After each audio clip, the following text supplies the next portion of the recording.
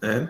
Então, boa noite a todos e a todas, né? A gente dá início, finalmente, ao curso de especialização em ensino de geografia e estudos amazônicos.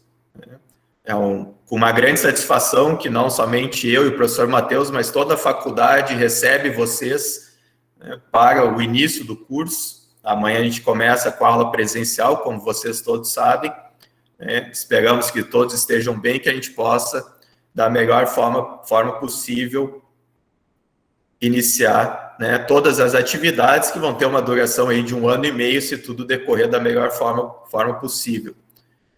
Hoje a gente vai contar com a participação para a aula inicial do professor Aloysio.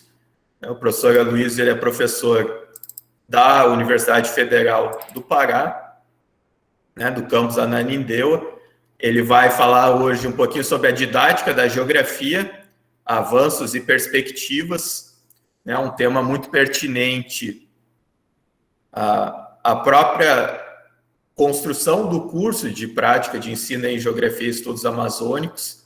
Espero que vocês possam aproveitar. A gente vai ter uma atividade prática depois referente à própria fala do professor. Fiquem à vontade de ir colocando questionamentos ali no chat, que eu e o professor Matheus, depois do fim da fala do professor, se ele nos permitir, que as perguntas sejam feitas e ele possa aí sanar as dúvidas correspondentes. Ele vai falar além da questão da didática, um pouco da própria questão da BNCC, que é um tema bem atual aí e que nos tem nos preocupado pelo grande impacto na própria organização da própria educação básica, como, né, dos cursos de formação de professores aí. Basicamente, todas as licenciaturas estão reformulando, né, os seus currículos e seus PPCs em decorrência da própria implementação da BNCC. Então, né, o tema é não só interessante, como atual, né? Então, fica aqui, para finalizar e não me estender muito, que a gente já está chegando às 19 horas, o agradecimento ao professor Matheus, como vice-coordenador do curso, né, que fez algumas viagens até Belém para que o curso, né, pudesse sair do papel finalmente, e fica aqui o agradecimento especial às pessoas do professor Wellington e do professor Gabriel, sendo representantes da Faculdade de Geografia, que espera receber vocês todos bem, né, e para momentos de construção de processos de ensino-aprendizagem aí, e obviamente a todos vocês que, né, por diferentes motivos aí tenham tido interesse em cursar o curso de especialização, que obviamente a gente tem o interesse em abrir e disponibilizar o curso e precisa ter um público para isso. Então, espero que esse 1 ano e meio aí que a gente vai passar juntos seja muito proveitoso para todos nós, né? E um momento de aprendizagem para a Faculdade de Geografia e para nós, docentes do curso, e vocês, discentes aí. Leonardo, obrigado. Mas aí, só fazendo o registro também, agradecer ao professor Cristiano Quaresma de Paula, que ele foi também um cicerone importantíssimo da especialização. E é só fazer esse registro.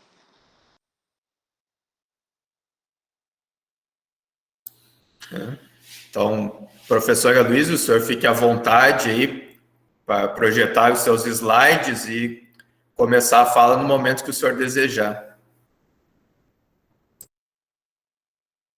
Microfone, Aloysio. Ok, agora, né?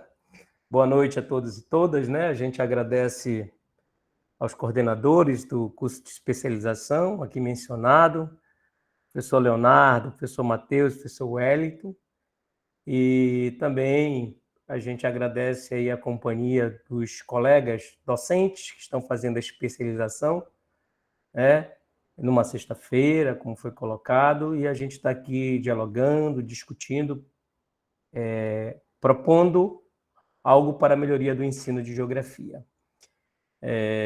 Agradeço, em particular, ao professor Matheus pelo convite, né, para que a gente possa agora dialogar, debater, discutir com os demais colegas. Matheus, eu pediria para que você me acompanhasse nos slides, certo? Para a gente...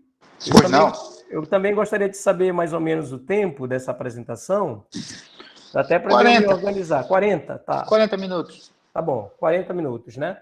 Então, assim, eu me organizo para poder passar as transparências em tempo iguais, para que a gente também não deixe a palestra cansativa. Mas, como a gente está discutindo a questão da didática da geografia, avanço e perspectiva, a gente tem que propor algo nesse sentido, né? Então, vamos lá, gente. Eu sou o professor Aloysio Júnior, eu fiz 24, agora em agosto, 24 anos de Universidade Federal do Pará, foi meu primeiro emprego e continua sendo o único emprego, e 24 anos nessa experiência do ensino de geografia, tanto na educação básica como na educação superior, né? E a gente tem um pouco dessa experiência para dialogar, para discutir, para aprender, né? A gente está aqui numa condição também de aprendizado, de troca de experiências, né? Acho que isso que é importante, para que a gente possa, na verdade, conduzir intervenções, propor no ensino da geografia, a partir desse momento que vivemos, esse novo mundo, entre aspas, a partir dessa pandemia que veio, onde a gente tem, por exemplo, o ensino remoto, o ensino híbrido, agora o ensino presencial de novo, mas que muitas coisas ficaram. E aí a gente precisa reestruturar, a gente precisa relativizar esse ensino a partir dessas experiências. Mas nem tudo que ficou para trás deixou de ser aproveitado, né? A gente só está somando com esse novo, né? Que também não é tão novo, mas que muitas das vezes se utilizava de uma forma bem limitada e agora passou a ser, na verdade, o principal elemento nesse processo de construção de conhecimento. Então, eu trago para dialogar com os colegas docentes e parabenizo também por passado num processo seletivo e estar cursando especialização. Eu trago o tema Didática da Geografia, Avanços e Perspectivas, tá? Pode passar, Matheus. E a própria imagem que eu trago inaugural, ela acompanha uma escala, né, onde as pessoas se dão as mãos, né, vão dando as mãos para subir. Então, sem dar as mãos, a gente fica só. Então, a partir dessa imagem, a gente percebe que a construção desse conhecimento ele é algo coletivo e nunca individualizado.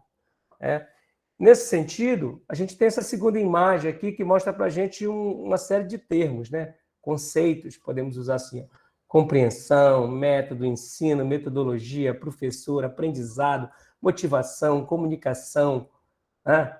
Técnica, experiência, compartilhamento, não é isso?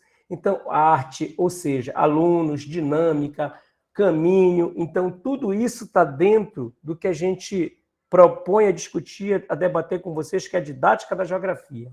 Então, quando eu trabalho essa questão da didática da geografia, quando eu venho propor esse tema com vocês da didática da geografia, eu venho justamente tentar abarcar todos esses termos, todas essas nomenclaturas e outras que não foi possível, por exemplo, trazer para dentro dessa imagem, mas que também o ensino da geografia vai se debruçar. Pode passar, Matheus? Então, a gente tem aí, nesse sentido, a estruturação da nossa comunicação, da nossa fala, a partir de dois momentos. Eu diria assim, que eu tenho um primeiro momento que é trabalhar aquela didática tradicional, a didática para quem fez o curso de licenciatura mais, por exemplo, na década de 90, final de 80, 90, trabalhava didática muito centrada nesse perfil tradicional, acompanhada pela leitura de Claudino Piletti, aquelas obras didática geral. Então, a didática, na verdade, era uma ferramenta importante, um componente curricular, hoje componente curricular, mas antes uma disciplina que era crucial nesse processo de formação do professor. Mas aí ela foi trabalhada durante muito tempo a partir desse perfil tradicional. Então, nesse perfil tradicional, a gente conceituava a didática, né? Como é que a gente conceituava essa didática? A didática estuda a técnica de ensino em todos os seus aspectos práticos e operacionais. Essa didática também estava dividida em uma didática geral, que abarcava todas as licenciaturas, e uma didática mais especial, mais específica, aquela que era trabalhada e discutida no curso de pedagogia, onde você tinha didática 1, didática 2 e didática 3. Né? E aí você tinha também uma certa combinação entre a didática e a metodologia. Muitas das vezes uma entrava na esfera da outra. Nesse sentido, a gente propõe aqui que metodologia clássica descreve sem fazer um juízo de valor, enquanto a didática faz um julgamento, uma crítica ao valor dos mesmos, não é isso? Então, nesse sentido, o ciclo docente, nessa proposta de uma didática tradicional, ele perpassa pelo planejamento, pela orientação e pelo controle, né? Então, o planejamento, aí você vai adentrar naquela parte de plano de aula, plano de ensino, plano de unidade, planejamento educacional como um todo, que você vai encontrar avaliação, pressuposto de metodológico, pressuposto de aprendizagem e uma série de outros elementos que aqui vão encaixar. A orientação e o controle também. Então, essa didática tradicional, ela é muito comum e muito discutida, por exemplo, na própria pedagogia, mas ela, durante muito tempo, ela instrumentalizou a licenciatura, principalmente até os anos 80. Matheus, por favor. Então, a partir dos anos 80, alguns autores, como Vera Lúcia Kandal, o próprio Cipriano Carlos Lucchesi, o José Carlos Libânio, esses autores passaram a se debruçar e dizer assim, ó, a gente precisa redimensionalizar a didática. A didática não é só esse produto de instrumentalização. A didática ela vai além, ela também é política, ela também tem que trabalhar nessa formação, nessa consolidação política do docente. Então, a didática ela tem que ser redimensionalizada. Nesse sentido, foram, inclusive, produzidas obras, livros. Vera Lúcia Kandal, por exemplo, que diz assim, a didática em questão.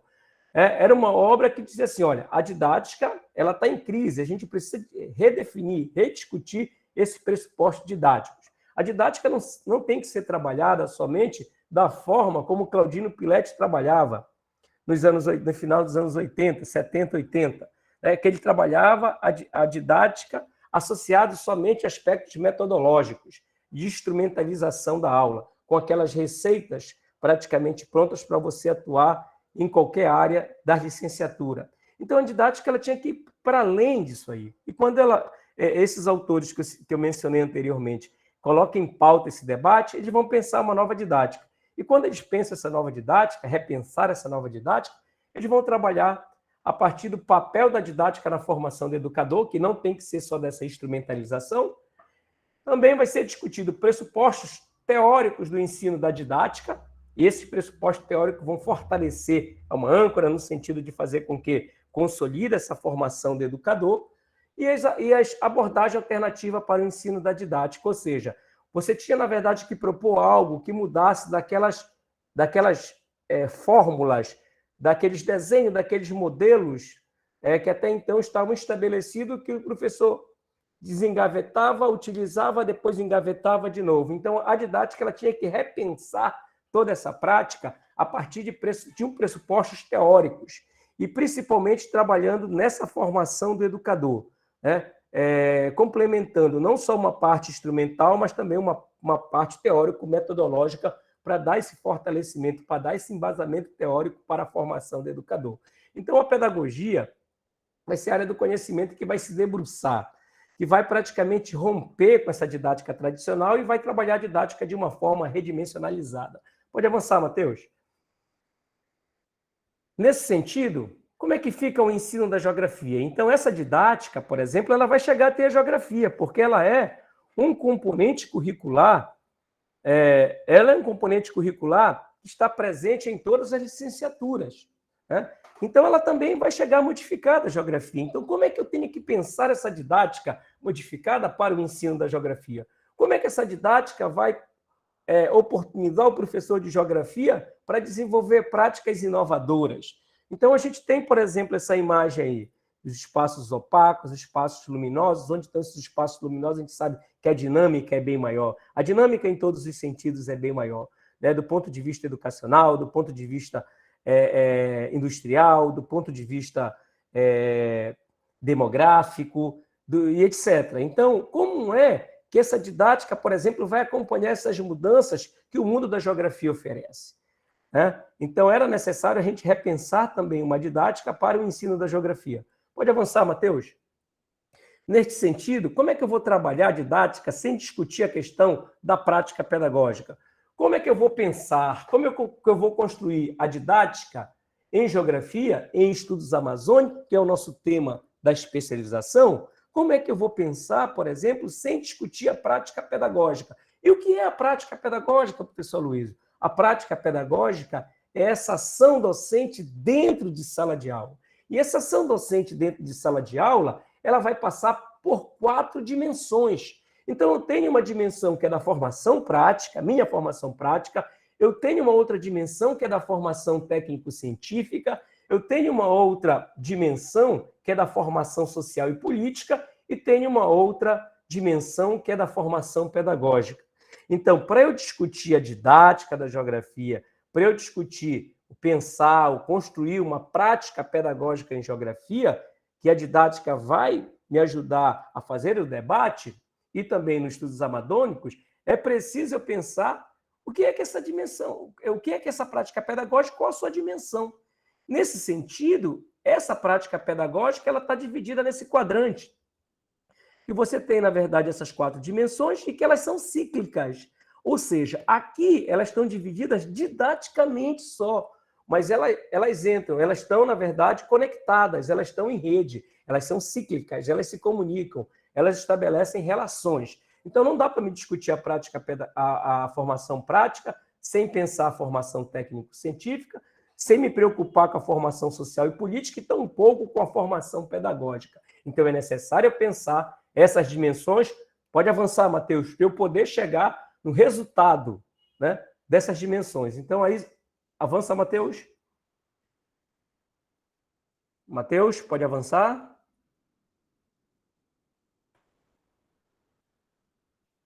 Pode avançar, Matheus? Isso. Então, o que é que acontece? A partir do momento que eu trabalho essas 4 dimensões, eu chego no produto das dimensões pedagógicas. E o produto dessas dimensões, dessas práticas pedagógicas, vai ser a produção teórica, o professor e a prática pedagógica. Então, o que é que eu tenho aí? Nesse intervir entre a produção teórica e o professor, eu tenho que compreender essa relação. Compreendendo essa relação, eu passo a aplicá-la, né? E aí, eu aplicando, eu passo a problematizar e passo a refletir. Então, essas relações, elas também são cíclicas. Então, eu apresento as 4 dimensões e, a partir daí, eu estabeleço um produto dessas 4 dimensões que está numa produção teórica, o professor e a prática pedagógica. Nesse sentido, eu passo a problematizar e passo a refletir situações e aí eu praticamente vou envolver 2 elementos aqui que são centrais. Primeiro, nesse sentido, do processo de discussão dessa formação e dessa prática pedagógica, o professor é muito importante, porque essa relação vai ocorrer na sala de aula. Então, se o professor ele estabelece uma relação que é vertical, eu vou apresentar dimensões diferenciadas dessa prática. Agora, se o professor trabalha em uma relação horizontal, eu posso dizer que essa dimensão aqui, esse modelo de dimensão que eu apresento para vocês, de resultado, ele vai funcionar a partir desse debate da problematização, da reflexão. É isso? Avança, Matheus. Neste sentido, a gente vai entender que essas dimensões, o produto dessas dimensões, vão encaixar em tendências, abordagens ou concepções. Nesse sentido, eu tenho tendências construtivistas, tendência desenvolvimentista, crítico superador e sistêmica. Posso enquadrar outras. Para o ensino da geografia como um todo, eu tenho me debruçado muito sobre essa discussão do ensino de geografia, e grande parte dos autores da geografia, principalmente discutindo a questão do ensino nas séries iniciais e finais do fundamental, se debate muito essa tendência construtivista, né? Se discute muito essa tendência construtivista.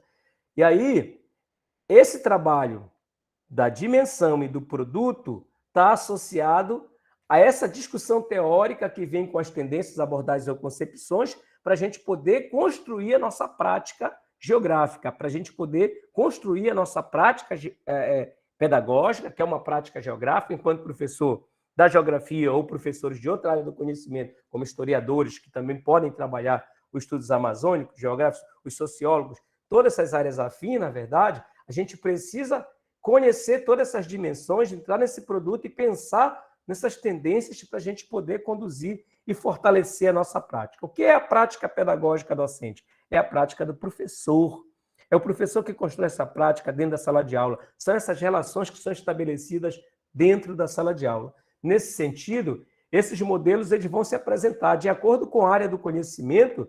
Eles podem, por exemplo, migrar, pode trabalhar dentro de uma proposta construtivista, pode trabalhar dentro de uma proposta desenvolvimentista, crítico superador ou sistêmica. Para a gente da geografia, esse momento é muito importante porque a gente pode trazer à baila uma discussão que é referente às correntes do pensamento geográfico.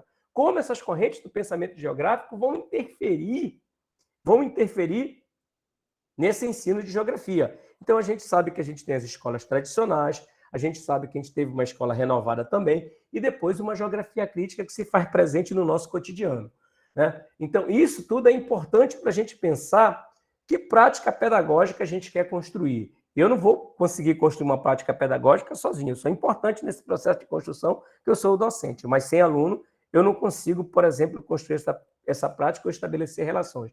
Então, o aluno também ele é central nesse processo de construção. Tem o professor e o aluno como elementos importantes nesse processo de construção. A sala de aula, onde essa prática pedagógica ocorre, é a sala de aula. Então, são dois elementos aí que são centrais, o aluno e o professor. E qual tendência, quais saberes docentes, quais práticas pedagógicas a gente vai trabalhar? Então, isso aí, a gente pode avançar, Matheus, a gente vai discutir um pouco mais aqui na frente. Diante de toda essa questão, é que a gente percebe? Bom, o professor com um novo desafio, né? O professor o educador com um novo desafio.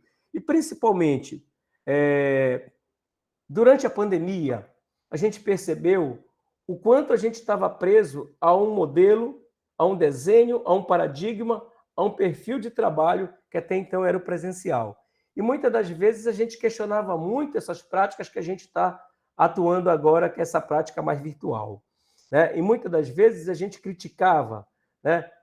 Não estou dizendo que isso é o cerne, mas que nesse novo cenário a gente tem que adequar, e eu sou favorável que essas relações elas possam ser construídas no diálogo e até de forma mista, porque são coisas que de fato vão ficar a partir desse novo normal que se coloca. Então, como é que fica o professor de geografia diante dessas mudanças que até então ocorrem nesse cenário mundial, durante a pandemia na qual nós estamos vivendo? Como é que fica esse professor? Como é que ele tem que construir essa prática pedagógica a partir dessas novas relações que até então se apresentam, né? Pode passar, Matheus. Então, nesse sentido, gente, a prática de ensino de geografia e estudos amazônicos, avanços e perspectiva, eu posso dizer para vocês assim que eu tenho uma infinidade de termos para trabalhar aqui, quando eu discuto essa questão do ensino da geografia. Eu posso dizer, olha, posso pensar no currículo, posso pensar na didática, posso pensar em planejamento de ensino, que é o elemento da didática, posso pensar na sala de aula, que é o elemento central onde ocorre a prática pedagógica, eu posso discutir avaliação, eu posso trabalhar a minha formação, a nossa formação profissional, eu tenho que discutir agora, mais do que nunca, o novo ensino médio, eu tenho que discutir a Base Nacional Comum Curricular e também posso apresentar as correntes do pensamento geográfico. Isso são alguns termos que eu trouxe para cá só para a gente mediar, na verdade, quanto amplo esse horizonte, quanto amplo é esse debate relacionado a essa questão da prática do ensino. Então, essa prática do ensino aqui, você pode também, como professor, como docente, a experiência que vocês têm, você diz, olha, professor Luiz, mas isso aqui cabe isso, cabe aquilo, cabe muita coisa aqui dentro. Aqui eu trago para vocês, só para a gente definir, que eu digo que dois elementos aqui são muito importantes na atualidade, para a gente pensar, para a gente discutir essa prática do ensino de geografia e estudos amazônicos com o professor. Então, hoje, mais do que nunca, eu acho que é central o debate do novo ensino médio e o debate da Base Nacional Comum Curricular. Eu sou de um tempo, por exemplo, em 1996, quando a Lei de Diretrizes e Bases ela foi institucionalizada, né? O que acontece? A Lei 93/94/96, sou de um tempo que ela estabelecia que a gente ia trabalhar com os parâmetros curriculares nacionais. Hoje, o próprio debate de parâmetros curriculares nacionais ele é ultrapassado. Mesmo os parâmetros curriculares sendo uma proposta pedagógica que a gente, no Brasil, a gente não tinha melhor, não estou dizendo, não sou a favor desse modelo. Até porque foi um modelo que não foi aprovado na Espanha, foi um modelo que foi rejeitado lá, compraram esse pacote e colocaram no Brasil sem que houvesse uma discussão na sociedade como um todo, né? Mas, infelizmente, era o único modelo que a gente tinha naquele momento, quando Paulo Renato, ministro da Educação do Fernando Henrique Cardoso, coloca, na verdade, essa proposta para a gente, e nós tivemos que se debruçar sobre ela e no nosso cotidiano, no nosso dia a dia, elaborar proposições para adentrar com a nossa prática em sala de aula. E aí, hoje em dia, essa questão dos parâmetros ficou para trás.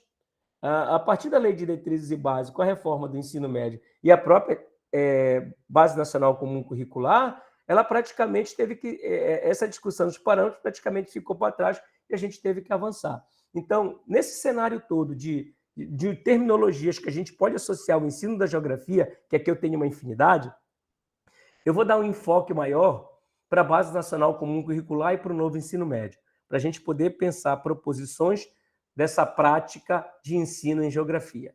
Pode avançar, Matheus? Nesse sentido, eu digo assim para vocês, olha, o ensino fundamental. Como é que esse ensino fundamental, por exemplo, ele está organizado? Ele é importante. Eu estou falando de uma especialização que vai trabalhar a prática, né? A prática de ensino e também de estudos amazônicos. Então, nesse sentido, esse ensino fundamental está centrado em áreas da linguagem, matemática, ciências da natureza, ciências humanas e religioso. Para a gente aqui o importante é esse cenário aqui das ciências humanas, onde a gente vai ter história e geografia. No ensino fundamental, a gente tem esse ensino e vamos ter também numa base nacional comum e vamos ter numa parte diversificada estudos amazônicos. Inclusive, esses estudos amazônicos ele é bastante utilizado nessas séries do ensino fundamental. É isso? Principalmente no fundamental maior. Quero dizer para vocês que para a gente chegar nesse componente curricular da parte diversificada do currículo, que é os estudos amazônicos, houve várias migrações, né? Várias migrações, houve muitas mudanças, muito câmbio. Dentre essas mudanças, a gente tinha integração social, depois estudos sociais, depois o ensino de história e geografia, né? Que eram juntos, história e geografia, e agora separados, né? Ciências humanas, história e geografia.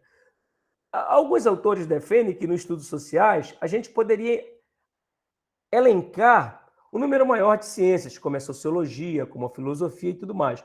E quando é feita essa reestruturação, né, da educação básica e o ensino fundamental ele está inserido nessa educação básica, houve um processo, vamos dizer assim, de separação, fragmentação, e a geografia e a história ficaram somente elas nesse cenário de ensino fundamental.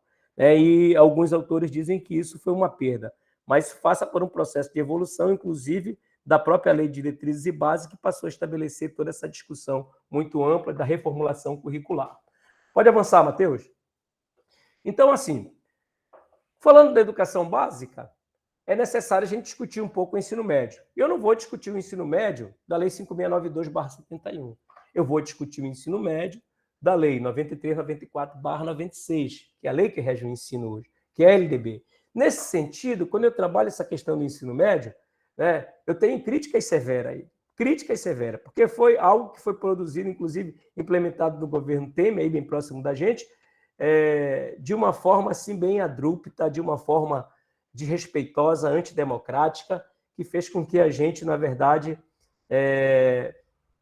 vamos dizer assim, recebesse esse novo ensino médio, né, sem que dialogássemos, discutíssemos ou propuséssemos algo com relação a isso. Nesse sentido, aí é que está o problema, que esse ensino médio ele traz itinerários, né?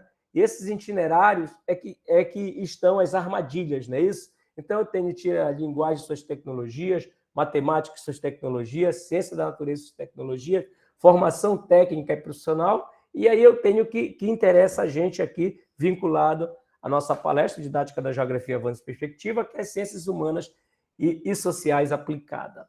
Nesse cenário, eu com certeza tenho a minha avaliação e concluo que o professor, tanto de Geografia como História, Sociologia e Filosofia, eles serão bastante prejudicados a partir dessa relação. Com certeza, eles terão um déficit com relação à questão de carga horária e terão muito problema com relação a todo esse debate que vai se fazer e como é que as escolas, as unidades escolares vão se organizar para fazer a escolha desses itinerários. Então, dependendo das escolhas do itinerário, só quem foi beneficiado com esse novo ensino médio aqui foi linguagem e matemática, porque independente do itinerário, língua portuguesa e matemática vão ser trabalhadas em todas as séries, em todos os anos. As demais áreas, elas, na verdade, vão ficar vão migrar para um plano específico de acordo com o itinerário que a unidade escolar, vamos dizer assim, optar, que a comunidade escolar optar. Pode passar, Matheus? Então, a gente tem aí algo relacionado à questão da Base Nacional Comum Curricular. Essa Base Nacional Comum Curricular, ela é um documento plural, contemporâneo, estabelecido com clareza, com conjunto de aprendizagem, ciência dispensável a todos os estudantes. Crianças, jovens e adultos têm direito, né? Então, as instituições escolares públicas particulares passam a ter uma referência nacional obrigatória para a elaboração e adequação de seus currículos e propostas pedagógicas. A Base Nacional Comum Curricular, ela não é um currículo. Ela não é um currículo. A Base Nacional Comum Curricular, ela, na verdade, orienta uma proposta de currículo. Ela vai orientar a unidade escolar, ela propõe um currículo. Ela não é um currículo, mas ela vai dar uma fundamentação para a gente discutir projeto político-pedagógico da escola, para a gente pensar todo esse debate que a escola deve fazer a partir dessas novas mudanças que ocorrem. Pode passar, Matheus? Nesse sentido, eu digo para vocês que ela não caiu de paraquedas. A Base Nacional Comum Curricular, ela não caiu de paraquedas. E ela tem marcos legais. E é importante a gente entender isso. Nesse sentido, eu digo que a Constituição Federal, no artigo 210, institucionaliza esse marco legal. Eu posso dizer também que a Lei de Diretrizes e Base, no artigo 26, também apresenta isso. E as diretrizes curriculares nacionais também, no artigo 14. E o Plano Nacional de Educação, na meta 2, 3 e 7. Então, nesse sentido, esses marcos legais, eles vão embasar a Base Nacional Comum Curricular e vão mostrar para a gente que ela não vai cair de paraquedas, que ela é um processo que foi construído, né?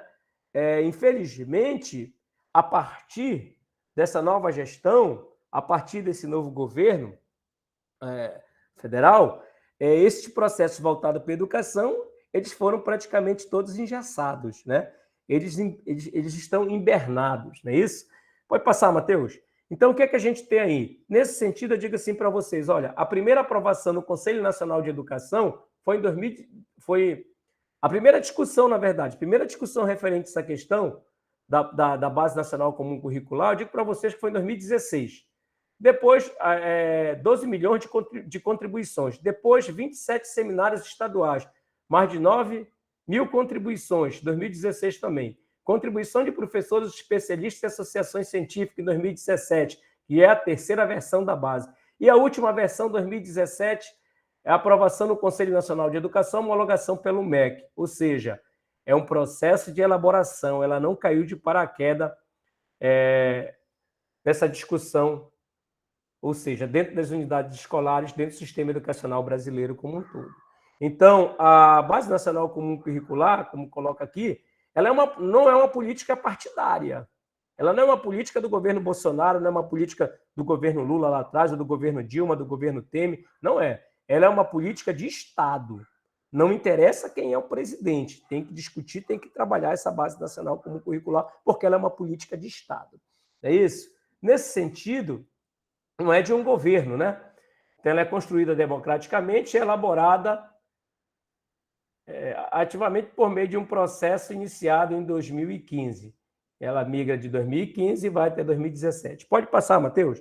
Então, a gente vai ter aí, por exemplo, numa escala bem didática, para a gente entender, a gente vai dizer assim, olha, eu tenho a Base Nacional Comum Curricular, depois eu tenho o currículo de rede, depois eu tenho o projeto político-pedagógico da escola e eu tenho o plano de aula do professor. Então, olha só, na verdade, quando eu faço essa discussão de Base Nacional Comum Curricular versus currículo, que esse versus aqui não é como uma rivalidade, mas sim algo que se complementa. Esse X aqui não está dizendo que é uma rivalidade, mas sim que eles se complementam. Então, eu tenho o primeiro ponto, que a Base Nacional Comum Curricular é uma referência obrigatória, mas ela não é um currículo, mas ela passa a ser uma referência. O currículo passa a ser construído de acordo com a minha especificidade, de acordo com as minhas necessidades pedagógicas, de acordo com o ambiente onde eu moro, a minha região. Então, ele precisa ser levado em conta todos esses aspectos aí que o Brasil, como um país continental, apresenta, né? E, nesse cenário, é importante a gente discutir o papel e o insumo pela elaboração e revisão dos currículos através da educação básica, né?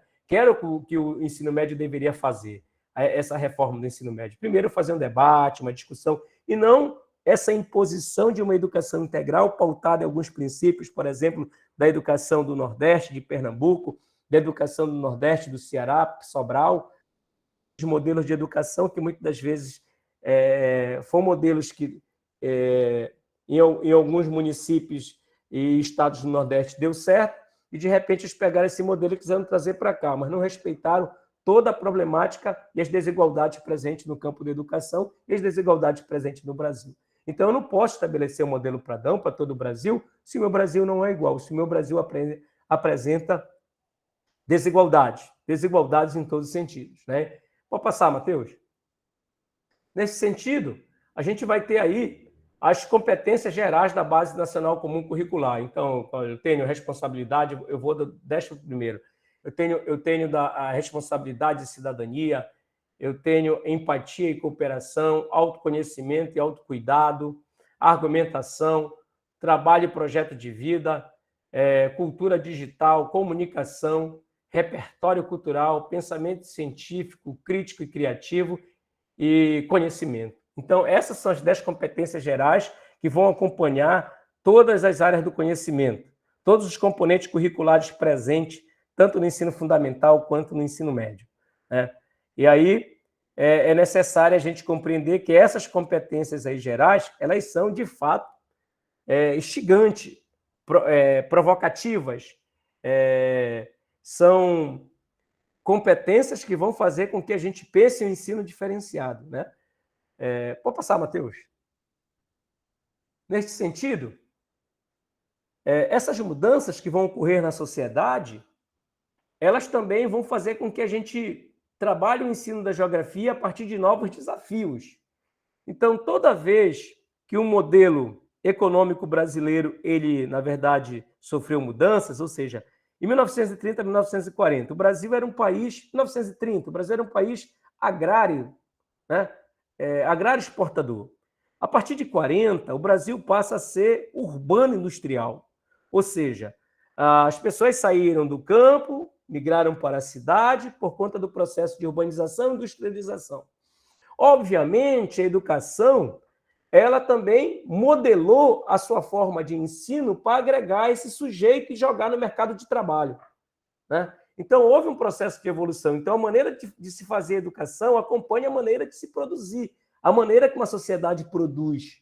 No seu tempo, cada forma de educação visou atender às necessidades produtivas de sua época, sociedade tipo de economia. Olha só, a nível de Brasil, a gente tem uma economia. A gente tem esses modelos. A nível de mundo, a gente tem esses modelos. Classificação de paradigmas econômicos. A gente tem a economia 1.0, a economia 2.0, a economia 3.0, a economia 4.0.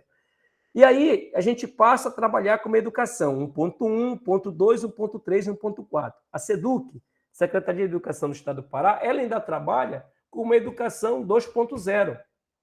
Ou seja, um desenho, um programa voltado para uma educação para uma sociedade industrial ainda. Os países avançados, os países centrais, os países que apresentei naquele mapa lá na frente, com maior luminosidade, esses países eles já têm uma preocupação em trabalhar uma economia 4.0 e uma educação 4.0. E a gente ainda não conseguiu migrar, avançar. A gente ainda trabalha nesse modelo de uma educação 2.0. Uma educação que prepara para o mercado industrial, para o mercado de trabalho, né? E a gente ainda não conseguiu evoluir, passar por todas essas fases para que a gente pudesse chegar nessa era da inovação. Então, esses modelos, na verdade, são modelos que até então são apresentados na sociedade como um todo, e na nossa região, no nosso estado, não vai ser diferente. Então, a nossa secretaria ela trabalha com essa economia 2.0, com uma educação 2.0, pautada em uma sociedade industrial. Pode passar, Matheus? Então, esses são novos desafios que a gente precisa trabalhar, que a gente precisa dialogar, que a gente precisa discutir. Aí eu me pergunto, para que estudar geografia? Para que falar de didática da geografia? Para que falar avanços? Por que pensar em perspectivas? A gente se pergunta, por que fazer tudo isso, né?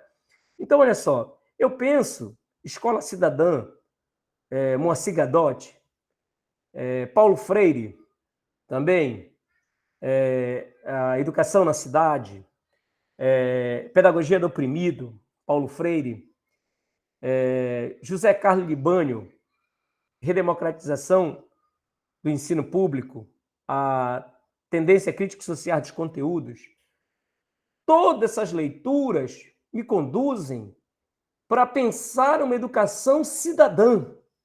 Todas essas leituras me conduzem para pensar uma educação cidadã. Então, a geografia, ela avançou? Avançou.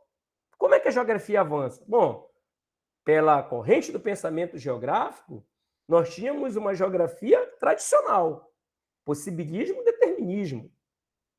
Herdamos isso. E a educação brasileira, com a chegada do europeu aqui, o que acontece? Houve um processo de ocupação via missão ou via a fortificação que praticamente fez com que essa educação fosse tradicional, educação religiosa, catequização. Com a vinda da família real para cá, houve um processo de, vamos dizer assim, de reestruturação da educação jesuítica, né? Quando o Marquês de Pombal vem para cá, destrói o Império Jesuítico, porque ele se assustou com o que os jesuítas apresentaram, né? O primeiro modelo, primeiro desenho, primeiro currículo apresentado na história do Brasil foi o currículo dos jesuítas, o Ratio Studiorum. O Marquês de Pombal ficou tão assustado que ele destrói todos esses impérios. E aí, quando a família real vem para cá, essa família real vem formando cursos, faculdades, né? Medicina, direitos, engenharias, e isso aí, de uma certa forma, valoriza esse processo de construção da educação nacional. Mas era uma educação ainda restrita e, principalmente, empregada para os lusitanos, que até então fizeram do Brasil o seu país, porque fugiram, né, da Europa, porque os franceses, na verdade, estavam atrás deles, vieram para a Europa. Então, o que acontece? Nesse cenário, essa educação ela começa a mudar. Então, nossa educação é uma educação tradicional. Essa educação tradicional, no Brasil, ela passa a ganhar um formato renovado a partir dos anos 40, com todo o debate que é feito nos Estados Unidos, da geografia teorética quantitativa. E aí, nos anos 80, somente no final dos anos 70 e dos anos 80, é que a gente vai pensar uma geografia crítica, uma geografia diferenciada. Por exemplo, eu sou de um tempo que eu tinha que decorar a margem direita do rio, a margem esquerda do rio, afluente da margem direita, afluente da margem esquerda. Né? Eu sou do tempo que a gente tinha que decorar as capitais, né? As capitais do estado, capitais de países, ou seja, era uma geografia extremamente fragmentada. Era uma geografia que, assim, ó, geografia física, geografia humana. Né? Essa dualidade que a gente hoje rompeu. Isso não, geografia física também é humana, a humana também é física. O homem está no meio. Então, essa relação ela está em rede, amarrada, né? Presa. Então, o que acontece? Nesse cenário, a gente tinha que pensar essas mudanças, né? E aí, quando essa geografia crítica ela chega, ela vem assim, bom, eu tenho que pensar também uma geografia crítica pautada nesse debate cidadão. E pensar uma geografia crítica pautada nesse debate cidadão é pensar uma geografia para formar homens, né? Homens, ser humano, que reflitam sobre os seus atos, atingindo um modo harmônico com a natureza e a sociedade. Educadores precisam criar condições, a gente precisa criar condições para isso. O educador deve assumir uma postura, ele vai assumir uma postura ou conservadora ou transformadora. Né? O Neidson Rodrigues, Carta aos Educadores, ele fala muito isso para a gente. Que postura a gente deve assumir? Educador águia ou educador tartaruga?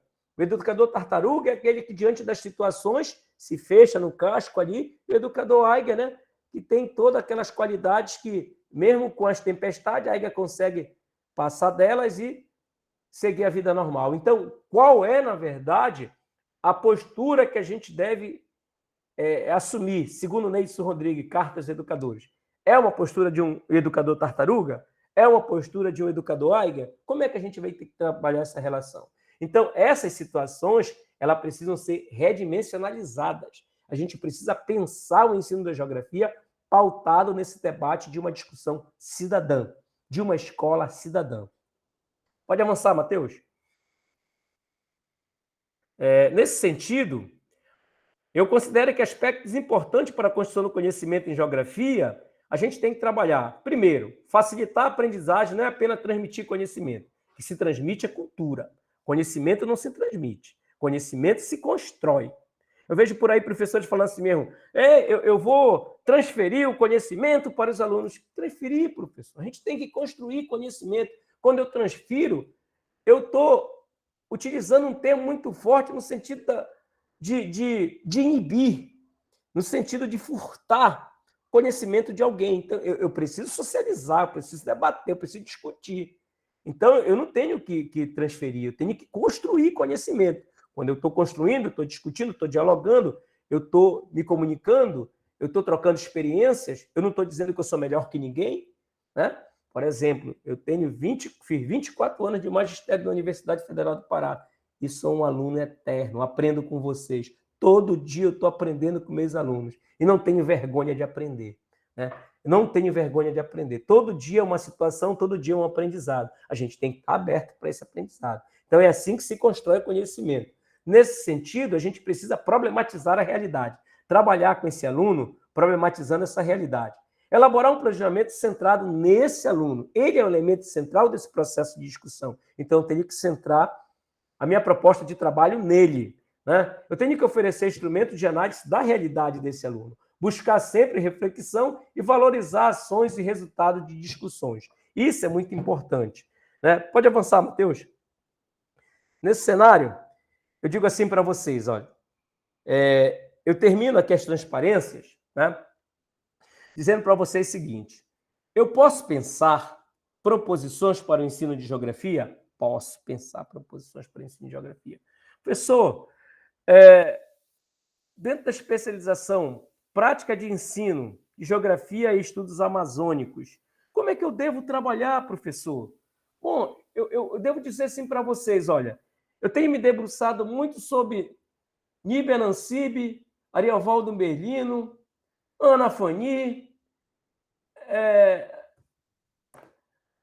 a Nídia Nancibe, Pontusca,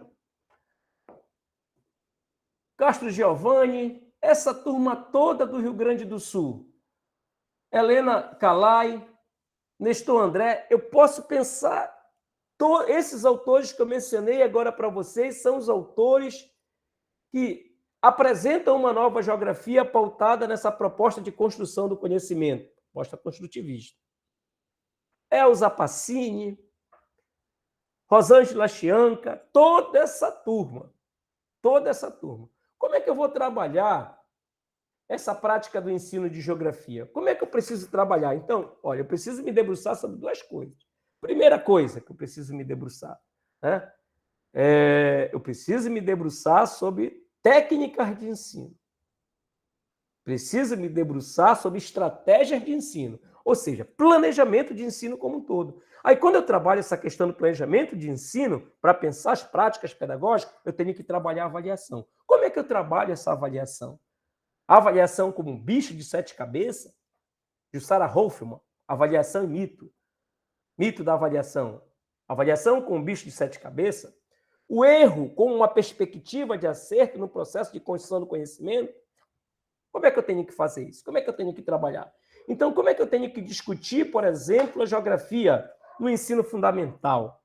Mapas mentais, como é que eu tenho que trabalhar essa questão das técnicas de ensino? Musicalização, como é que eu tenho que construir, como é que eu tenho que debater essa questão dos debates mais vinculada a uma geografia empírica, né? A questão da pedologia, da morfologia, da hidrografia, da climatologia, como é que eu tenho que trabalhar? Quais são as propostas que eu tenho?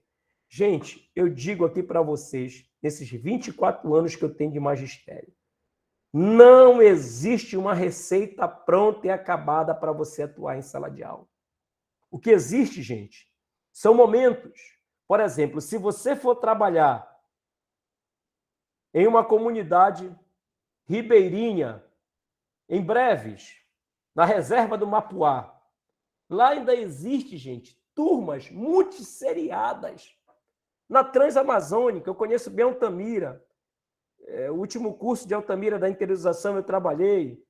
Conheço bem Altamira, essa região turmas multisseriadas, ou seja, uma turma com 4 séries ainda. A gente já está discutindo o ano, ainda apresenta séries. Então, não tem uma receita para eu pensar um ensino de geografia. Uma coisa é certa, eu tenho que propor esse ensino como eu finalizei aqui a minha discussão, pensando em uma proposta cidadã de construção de conhecimento. Agora, eu tenho que analisar a minha unidade de ensino, meu espaço de ampliação e construção do conhecimento para dialogar. Tem lugares que a gente ainda tem somente o livro didático como um produto de construção de conhecimento, a partir desse produto de construção para construir conhecimento. Eu não posso descartar esse livro didático. Eu só tenho ele, eu não posso descartar. Mas como é que eu vou trabalhar? Uma coisa é certa, eu preciso respeitar o meu aluno. Eu não tenho que furtar a ideia desse aluno. Eu preciso trabalhar com esse aluno, com possibilidades para a gente fazer uma educação, principalmente agora nesse novo momento, né? Organizando métodos, maneiras, modelos, formas de se trabalhar diferenciada para atender toda essa demanda que vem do nosso cotidiano. Então, quando eu falo em avanços, a geografia ela avança, ela sai de um caminho pragmático, de um caminho tradicional e chega a uma geografia crítica. Agora a gente tem um desafio. Quais são os desafios? Discutir esse ensino médio. Esse ensino médio é uma realidade. Discutir a Base Nacional Comum Curricular. A gente precisa se assenhorar disso. O professor ele precisa ter isso na palma da mão. Ele precisa ter uma carta na manga. Ele precisa se assenhorar, principalmente a gente da educação básica. Né? A gente precisa ter acesso a essas informações, se debruçar, estudar sobre elas, para a gente poder debater, discutir e conduzir da melhor forma possível a construção do conhecimento, que você não vai ter uma receita de bolo, algo pronto e acabado. Tá certo, gente? Eu vou ficando por aqui, por isso que está meu obrigado aí. E aí, eu fiz os 40 minutos certinho, eu acredito que eu passei 2 minutinhos aí. Eu obedeço muito essa questão do tempo, acho isso primordial, e estou à disposição para perguntas, para críticas, para o debate. Estou à vontade e obrigado. Professor Aloísio, muito obrigado, parabéns por essa fala tão reflexiva. E aí justifica aqui a trajetória do colega, né, do amigo do professor Aloísio. O Aloísio, ele tem, como ele mesmo já citou, ele tem 24 anos de trabalho na universidade, né? E ele também é pedagogo, ele é geógrafo, ele é pedagogo, ele é mestre pelo NEAF, né, um antigo NEAF, e doutor pela Universidade Nacional de Córdoba, na Argentina. É um cara aí que tem larga experiência, não só em sala de aula na educação básica, porque ele já foi do NPI, né, do antigo NPI, e já também, hoje, ele está cedido para o campus de Ananindeua.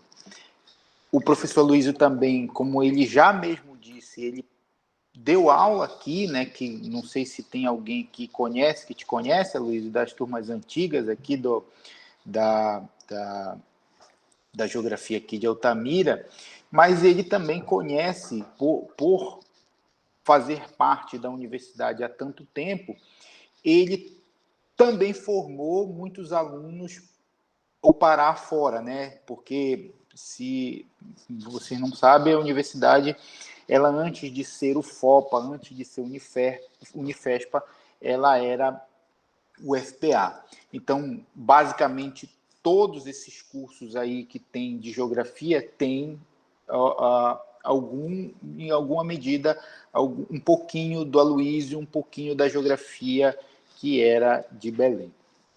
Então, e aí, Aloísio, se tu me permite aqui fazer um esforço totalmente contrário dessa reflexão muito grande aqui, muito profunda, resumir assim em uma palavra, eu diria que é a materialidade.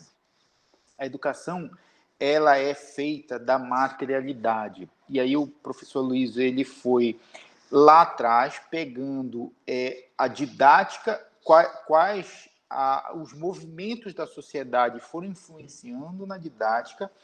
Ele passa ali já pela geografia, pela evolução do pensamento geográfico, porque é importante, eu sempre digo aos meus alunos que dependendo da perspectiva de ensino, de educação que a gente tem, a gente considera ou não importante determinada coisa. Então, se eu sou de uma corrente tradicional, o estudante ele não é importante para mim. Agora, do ponto de vista do construtivista, o estudante e todo o conhecimento que ele tem, ele passa a ser importante. Então, o Aloysio, ele traz tudinho esse processo evolutivo e destaca, Luiz, uma coisa que me deixa muito feliz, porque é basicamente o mote da aula de amanhã que eu e o Léo a gente vai fazer, que a gente vai desenvolver, que não existe uma receita. Tu traz isso para a educação e a gente também traz isso para a metodologia da pesquisa. Não existe, a gente não vai chegar aqui e dizer, olha, como é que vocês têm que fazer, o que vocês têm que fazer, tá aqui, olha, projeto tudinho. É lógico que a gente dá algumas ferramentas para os alunos pensarem, mas evidentemente o principal mestre, nesse caso, o principal professor é a realidade. O que é que a gente vai ter enquanto realidade, que é isso que vai amarrar a nossa teoria, que vai amarrar a nossa prática. Não adianta eu chegar aqui para vocês e dizer, olha, vocês têm que usar projetor na aula de vocês, porque é com projetor que é uma aula moderna, é uma aula atual, mas o cara vai atuar lá nas comunidades, o cara vai atuar lá no Alto Iriri, que o Aloysio conhece muito bem, porque também já fez pesquisa para cá. Não tem isso, só tem um livro didático. Às vezes, nem energia elétrica tem. Então, o mote, né, se puder, né, se pudesse, lógico que a gente faz essas abstrações, essas reduções, se pudesse resumir, a materialidade. Então, Luiz, muito obrigado. Antes de passar a palavra aos alunos, perguntar se o professor Leonardo tem alguma coisa a mencionar, alguma coisa a nos dizer. Então, só agradecer a fala do professor Aloysio novamente, né? Pela fala deu para ver toda a larga experiência, não só de vivência aqui na região, mas pelas próprias transformações aí da educação que ele foi vivenciando com a própria LDB, agora com a questão da implementação da BNCC. Então, é um cara que tem uma experiência grande, não só apenas na parte reflexiva, teorizando sobre essas questões, mas também vivenciando na prática educativa e formando professores para atuar na realidade amazônica e, né, que foram sendo impactados por essas políticas aí que a gente foi avançando. Os professores aqui foram comentando, se alguém tiver alguma pergunta e de alguma forma se sentir tímido, né, abrir o microfone e fazer ao professor, pode colocar no chat que a gente lê. E alguns professores, na fala ali do professor Aloysio, eles foram trazendo, né, se encontrando na própria fala. Aí a professora Josefa, por exemplo, destaca a questão das séries multisseriadas, né, que ainda existem muito nas comunidades ribeirinhas. Quando o senhor fala da realidade do Ceará ali, a gente tem alunos advindos de lá que sabem bem a contradição. O professor Luiz Fernando destaca, né, a própria questão da pandemia, aí, que a gente teve que se reinventar, né, ainda está tentando entender toda essa situação que a gente vivencia, né.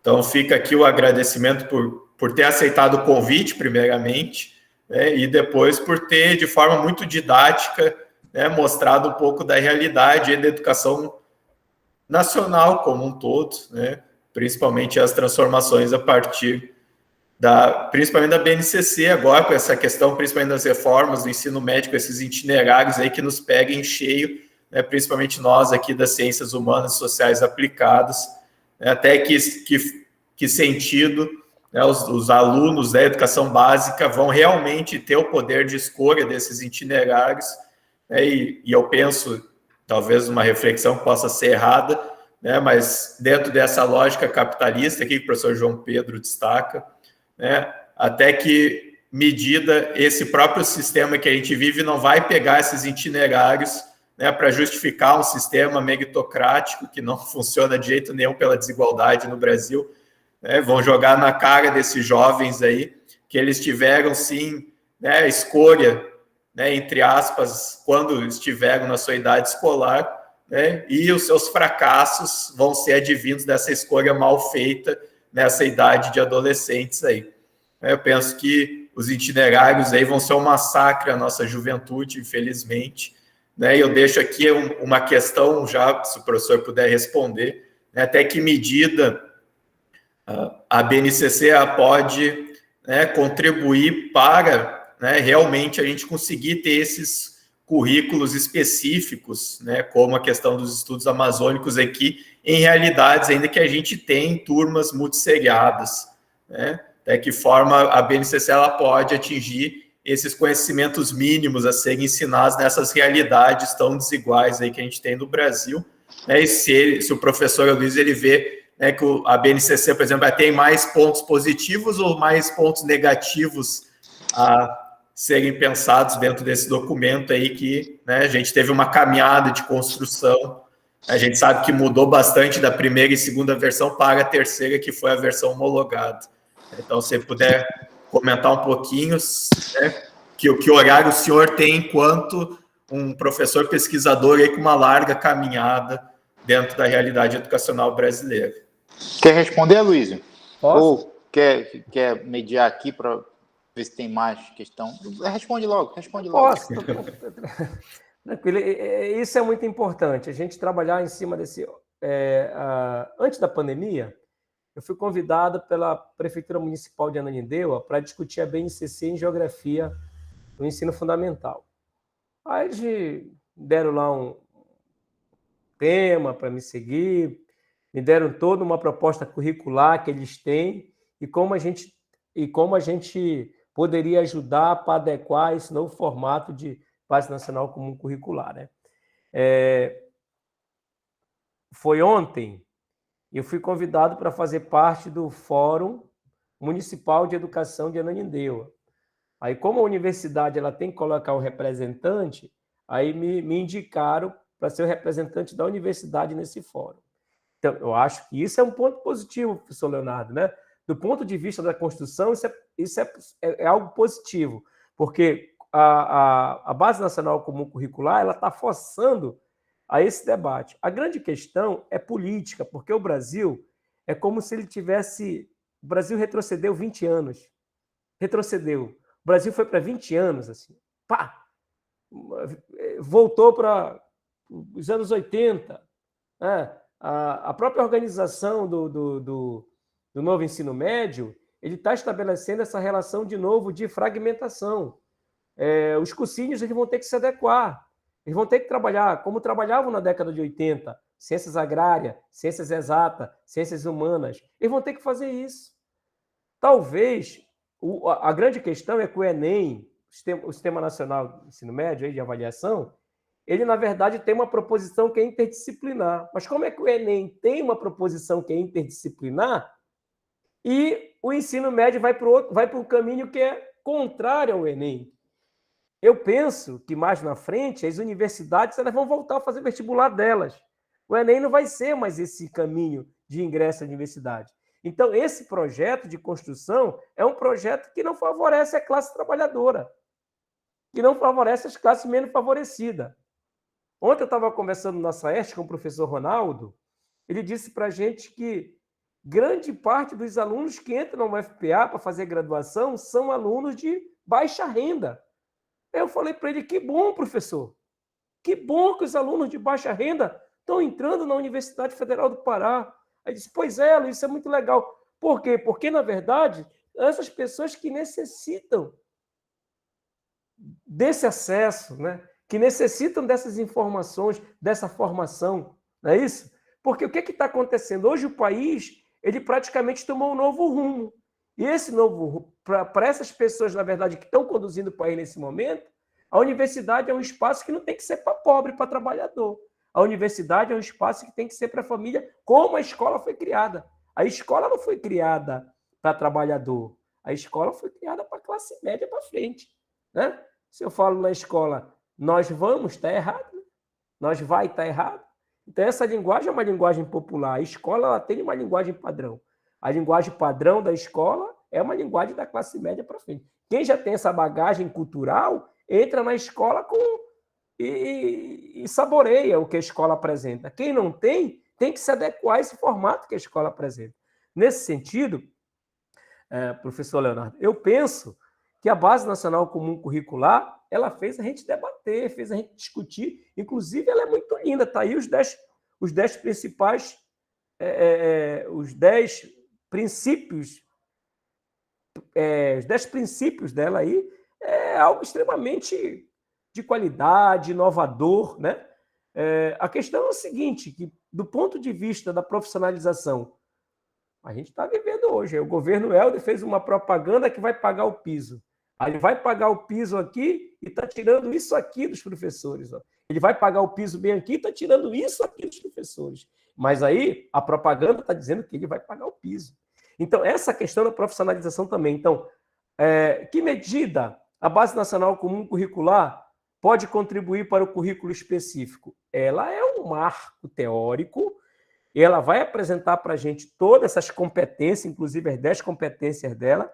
A escola vai se debruçar, só o fato da escola se debruçar sobre esses novos elementos, os professores discutindo, dialogando, debatendo, isso já é enriquecedor, porque a gente não vai pegar nenhum pacote pronto e acabado e trazer para uma unidade escolar. A gente já vai precisar debater. Então, esse debate é muito amplo. Mesmo sabendo, como os colegas da CENTE que colocaram no chat, que é o seguinte, que essa proposta é uma proposta neoliberal.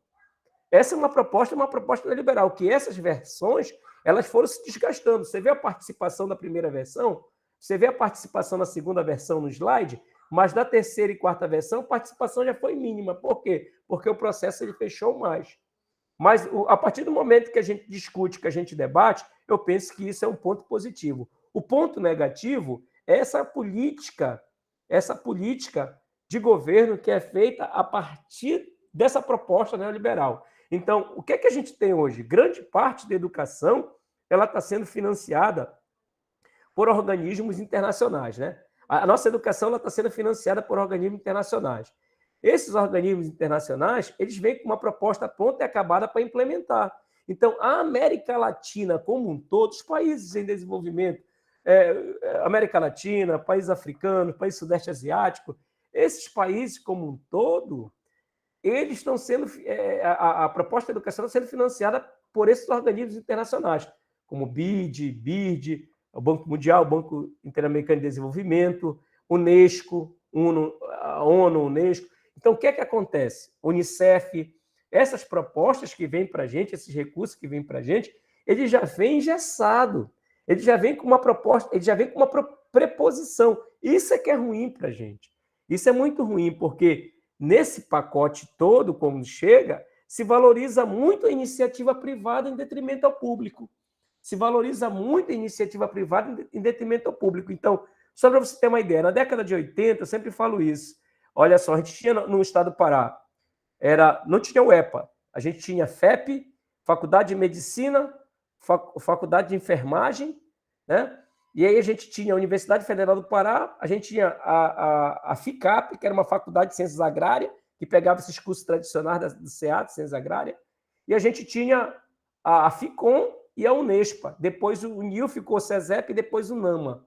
Era isso que a gente tinha. Ou seja, particular a gente tinha o NAMA e depois e CESUPA e o NAMA. Hoje em dia, se a gente for fazer um estudo das instituições privadas, tanto de educação básica quanto de nível superior, e aí estende também para pós-graduação no estado do Pará e no Brasil afora, a gente vai ficar de queixo caído, que tem instituição que a gente nem sabe o nome e está funcionando. Tem município aí que tem mais de 10 instituições, né, trabalhando essa questão do ensino à distância. E aí a pandemia veio fortalecer esse tipo de política. Então, quer dizer, eu penso que a Base Nacional Comum Curricular mesmo com todo esse atropelo de perda de consistência nas últimas versões, ela é um elemento positivo do ponto de vista da discussão e da referência para a gente pensar o currículo. O que é o pensar o currículo? É essa parte da Base Nacional Comum e essa parte diversificada, e entre estudos amazônicos, nessa parte diversificada. Por que a gente tem dificuldade em discutir os estudos amazônicos? Durante muito tempo ele ficou margeado, durante muito tempo ele ficou de fora, durante muito tempo ele se afastou da gente. E agora, quando a gente propõe esse debate, que a gente olha, nós amazônicos, a gente precisa dialogar, discutir, conversar sobre o nosso cotidiano. Nós somos a pessoa certa para fazer isso.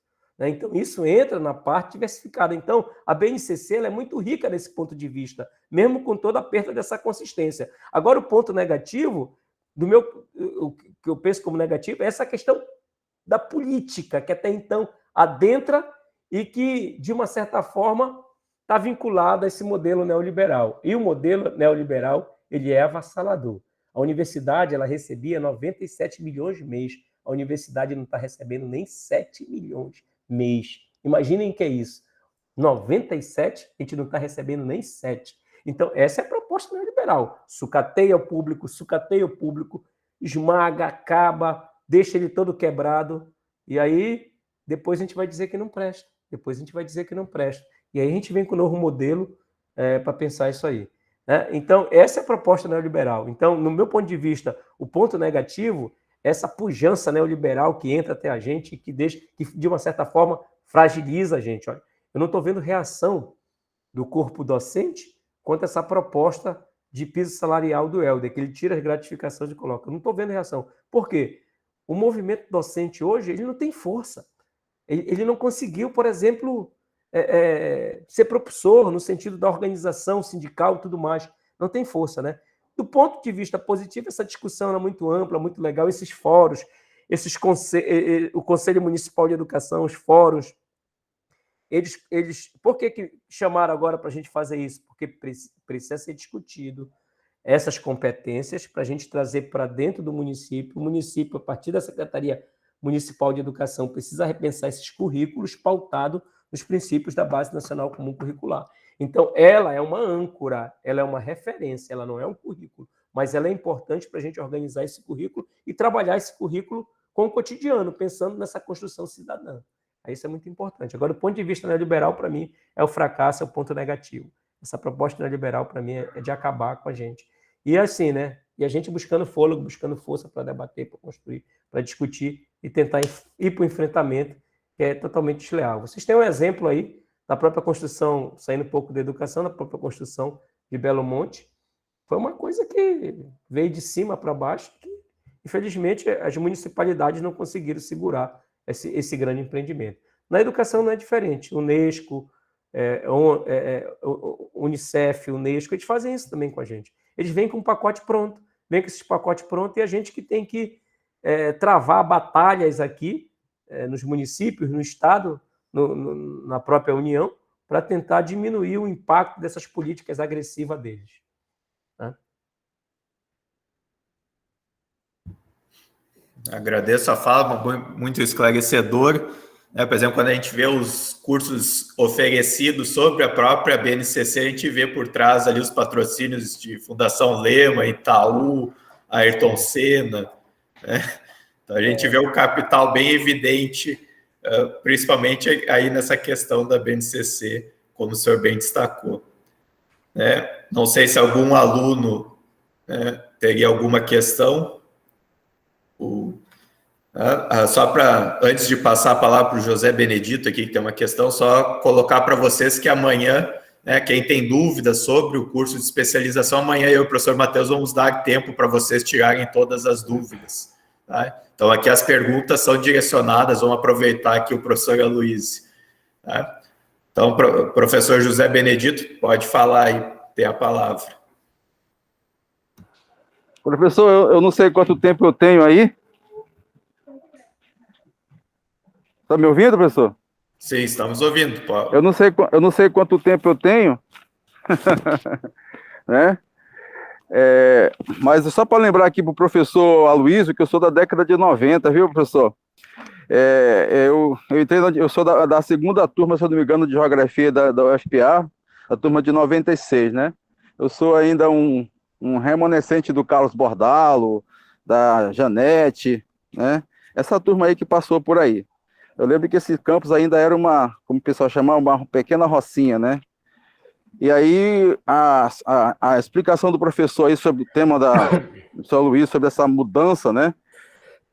A gente viveu toda essa... Quando a gente começou a estudar, eu ficava sempre pensando nessa questão, né? A procura dessas fórmulas prontas para você poder trabalhar. Como eu sou professor do ensino médio e também do fundamental, há aquela angústia, aquela ansiedade por busca daquelas fórmulas prontas e como trabalhar essa questão da geografia e dos estudos amazônicos na sala de aula. E aí eu fui descobrindo realmente, professor Luiz, que realmente não existia essa fórmula pronta, existiam os momentos, né? Existiam realmente os momentos que você podia trabalhar em virtude da realidade que é a região norte, né? E só que, além dessa questão de existir os momentos, você tem que procurar as brechas, né? Para você fazer esses momentos, porque você vive num sistema, né? Num sistema que ele se reproduz. E a preocupação da gente como professor é mostrar para o aluno, né, o que ele vive num sistema, né? Eu lembro que eu, como professor, eu tinha acabado de fazer 3 concursos, IBAMA, INCRA e professor do Estado, e quando o Estado me chamou primeiro, né? O IBAMA e o INCRA me chamaram depois, só que eu optei para ficar como professor. E eu não entendia que tudo isso depende de políticas públicas, né? E essas políticas públicas, elas são baseadas de acordo com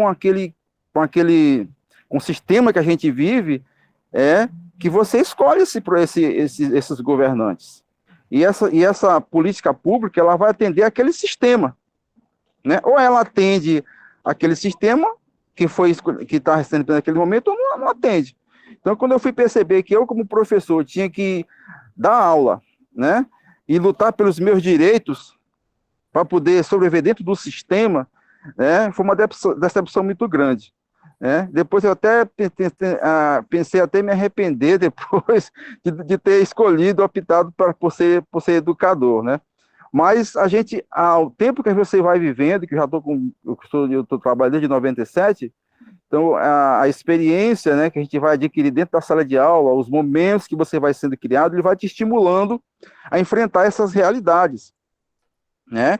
E aí a minha preocupação era não fazer o aluno só reproduzir o sistema, mas ele saber que ele faz parte de um sistema e tentar mudar, né, melhorar esse sistema, melhorar ele como cidadão, né? E sem também você não correr o risco, né, das questões das tendências, da questão partidária, né, da questão de você procurar, que eu sou do tempo da Decoreba também, eu estudei, a minha passagem foi da Decoreba, e você mostrar para o aluno que pode ser um momento diferente para ele aprender uma realidade, transformar essa realidade, é muito complicado, é um desafio muito grande, né? E aí você pega os instrumentos que você tem, né, que o Estado às vezes não te oferece, né, e às vezes a escola não te oferece, e o aluno, às vezes, a comunidade não entende que ele também precisa das políticas públicas, ele não entende essas políticas públicas, ele faz parte de um sistema, mas não entende como é que o sistema funciona, ele jamais vai poder melhorar a realidade dele se ele não entender esse sistema, né? Então, esses desafios é o que a gente sempre enfrenta durante esses tempos.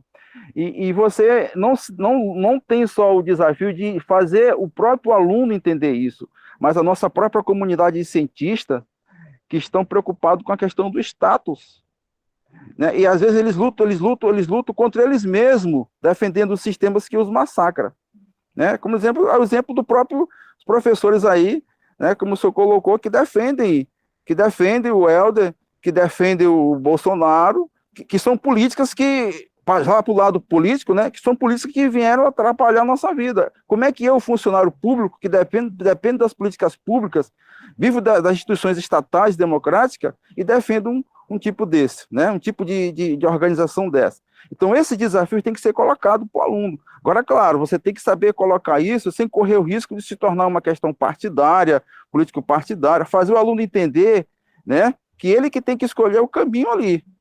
Né? Você mostra como o sistema funciona, como é que o sistema se organiza, e procurar soluções. Né? Olha, nós tivemos aí os prêmios Nobel que foram colocados esses dias para os alunos. Né? Eu coloquei isso para os alunos. São pessoas que encontraram soluções dentro de um sistema que pode mudar a vida das pessoas, mudar uma realidade, a própria realidade dele. Né? Agora, né, inclusive, quando eu coloco isso para o aluno, se ele quer mudar o sistema, né, eu digo, olha, não é mudar o sistema, você vai tentar melhorar o sistema, porque você mudar um sistema é muito complicado. Né? Mas qual sistema que a gente vai ver? Vai ver o comunismo? Digo, o comunismo também tem problemas. Né? Todos os sistemas têm problemas. Né? Então, você fazer o aluno entender essa realidade, mostrar essas questões para ele, eu acho isso um desafio muito grande. Né? Eu não sei se o professor Leonardo ele é do Sul, né, por causa que eu estava vendo aí o sotaque dele, eu até que perguntei para o professor, ia até perguntar para o professor Luiz aí, para o Leonardo, se ele não se incomodou aí, quando o professor falou dos autores do Sul, né? Porque realmente os livros que a gente recebe, a maioria vem com essa, né, com essa visão de uma outra realidade, né? De uma outra realidade que você não tem nem como comparar essas realidades às vezes. E você mostrar, querer colocar uma realidade que não existe para aquele aluno da região norte é realmente muito complicado. Né? Então, eu vejo nessa questão aí, essa mudança aí da nova BNCC, que é um desafio nas escolas, que eu vejo que muitas coordenações, muitas gestões das escolas não estão preocupadas com isso. Elas querem implementar a política do governo federal, do governo estadual, e acabou. Não quer saber se... Eles querem dados. Eles querem dar os dados para o governo. Eles querem mostrar os dados. Né? Tá entendendo? Não quer saber se o aluno vai... Né? Eu vejo a gente vive naquele momento que muitas gestões se preocupam com a frequência do aluno, se preocupam com o conteúdo do aluno, se preocupam com se o aluno está vindo ou não, se o professor entrega o material burocrático dele em dias, mas às vezes eles levam mais tempo com isso do que a própria mudança da sala de aula para mudar aquela realidade que o aluno está vivendo ali. Né? Porque eu acredito que o professor na sala de aula é muito mais importante do que ele está se preocupando com burocracias estatais, né? Que essas burocracias que eles criam para fiscalizar o próprio professor, para fiscalizar o próprio aluno, né? Então, eu acho que eu não cheguei, eu não sei se vocês conseguiram me entender, mas essa é a minha visão desses longos 24 anos que eu tenho de educação como educador, né? Eu acho que a solução é essa, você encontrar, né, os momentos, as brechas, né, nesse sistema, para tentar fazer uma educação cidadã, fazer transformações, né, de um cidadão transformador, melhorar o mundo que ele está aí, né? Agora, não sei se mudando o sistema, mas eu acho que encontrando soluções para tentar humanizar esse sistema que está aí, porque esse sistema neoliberal ele é arrasador, ele é selvagem, né? E o aluno ele não consegue compreender por que o pão está caro, né? Por que ele não está comendo carne, por que ele não tem transporte para vir para a escola, você está entendendo? Então, você mostrar essa realidade para o aluno, por que o pai dele está desempregado, né? Por que o arroz e o feijão aumentou o preço, né? Ou seja, você mostrar isso para o aluno, que ele faz parte de um sistema, entender que ele está inserido nessa questão. Né? Então, por que um país deixou de comprar nossa carne? Quais as consequências que isso vai ter para a gente? Né? Ou seja, você mostrar para o aluno que essas questões elas vão interferir na realidade dele. Né? E aí procurar a solução. Essa semana tem um aluno que ele trabalha com... Ele produz farinha, né? A tapioca, né, para vender no comércio. Então ele vende, quando ele produz ele tem todo o trabalho de produzir essa produção lá, né, e quando ele chega na cidade, ele vende a um preço baratinho pro atravessador aqui, né, e ele estava reclamando disso, que ele trabalha pra caramba e chega aqui, o cara só compra e vende por um preço quase o dobro do que ele vende pro cara. Eu digo, pois é, e qual é a solução desse problema que tu está tendo aí? Porque isso faz parte do sistema. né? Como é que tu pode melhorar essa questão? Né? Como é que vocês podem se organizar para resolver essa questão e melhorar o ganho de vocês? Né? Então, são realidades, né? São realidades que você tem que mostrar como é que esses momentos podem interferir nessa realidade desse aluno. Né? Então, eu vejo isso como esse desafio, né? É porque a Altamira, ela passou por muitas mudanças cruéis, né? As gestões que entraram, sempre costumo isso com um colega meu. Uma vez eu fui visitar um colega meu no Maranhão e eu vi lá a situação na cidadezinha dele lá, uma cidade muito pequena, né? Ele me levou na escola dele lá, eu fiquei abismado com a situação da cidade e da escola, porque era tudo arrumadinho. E a única fonte de renda da cidade era a questão da agricultura e aqueles poucos empregos que a prefeitura oferecia. Mas a nossa cidade aqui, se você for ver, o que entra de recursos, né? Entra o cacau, o gado, os royalties, entra muito dinheiro nessa cidade, né? Então, os gestores eles poderiam tentar ver de que maneira isso poderia melhorar a vida do cidadão. Então, isso já é uma questão política, e você não tem como fugir disso. Não tem como fugir disso, né? Porque tudo depende de eu como cidadão eleitor. Se eu estou numa sociedade democrática, eu tenho que entender como é que o sistema funciona para mim poder fazer, pelo menos, o sistema atender melhor o mundo, a realidade em que eu estou. Onde é que eu estou inserido como cidadão dentro desse sistema? Né? Então, eu acho que esse é um desafio que a gente tem que fazer e passar para os alunos. Né? Eu não sei se eu falei muito ou se vocês me entenderam aqui o que eu quis mostrar para vocês. Certo, pessoal? Muito obrigado aí pelo espaço. Valeu. Valeu, professor. Eu só vou passar a palavra para o Anderson fazer a pergunta, daí o professor Luiz comenta aí da fala do professor José Benedito, já aproveita do Anderson para a gente ir finalizando também, que a gente já está avançando na hora. Se o professor permitir, professor Anderson, pode questionar aí. Boa noite, professores. Boa noite. Então, professor, a minha pergunta é relacionada à BNCC. A BNCC é um documento, né, que tem o objetivo de alinhar as práticas de ensino, né, orientar essas práticas em todo o país. E o debate que a gente sempre escuta nas escolas, nas formações, principalmente aqui, é sobre até onde a BNCC ela influencia na didática do professor e na aula dele. Alguns professores defendem que a BNCC ela abre um leque, né? Já que você parte da habilidade a ser ensinada, você tem habilidade, então você pode escolher o conteúdo qual você domine ou tenha mais afinidade que atenda a essas habilidades, certo? E outros que acreditam que a BNCC, com toda essa quantidade de informações, ela acaba engessando a forma do professor ensinar, do professor dar aula dele. Aí eu queria que o senhor falasse sobre como você enxerga essa dualidade, esse debate dessas duas vertentes de professores que aprovam a BNCC e outros que resistem a ela. E outro ponto é que se a BNCC, sendo um documento tão extenso, tão grande, com várias habilidades a serem estudadas, ela realmente é uma orientação a qual você deve seguir para criar o currículo. E você tem a liberdade de acrescentar as nuances, as especificidades do seu local, né, da sua região. Só que esse documento, sendo tão extenso, com tantas habilidades a ser trabalhadas, ele realmente cabe a gente acrescentar essas nuances, as especificidades da região para serem trabalhadas dentro de apenas 200 dias letivos? Certo.